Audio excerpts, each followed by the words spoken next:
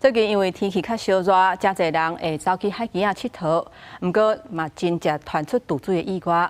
其实国海院伫咧2023年有开发一个 App， 叫做 Go Ocean， 这会当甲海洋大细程度画作是灯号，互民众来判断讲敢会当落去耍水。毋过，也是有真侪民众也毋知影有这个 App。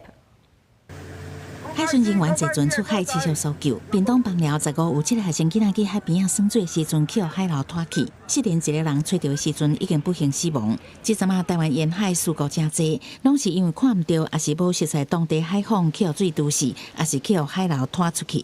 你真的如果要下去玩水的话，你下去感觉那个浪会拖。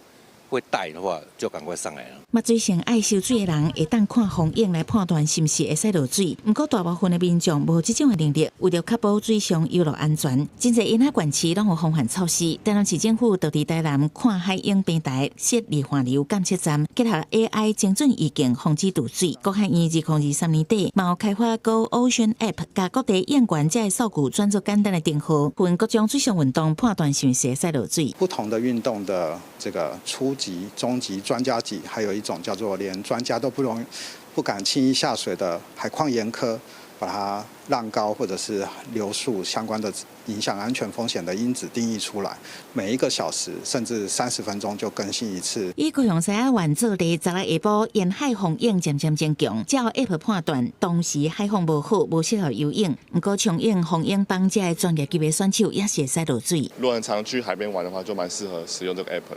海况不佳还是什么冲浪的，会发生一些事故，所以我觉得这个算蛮实用的。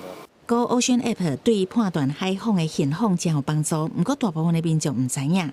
对这件代志，国海院表示会加强甲沿海学校合作，希望透过 App 查询附近的海况，以后来公布通知，避免学生囡仔去危险的海域耍水发生事故。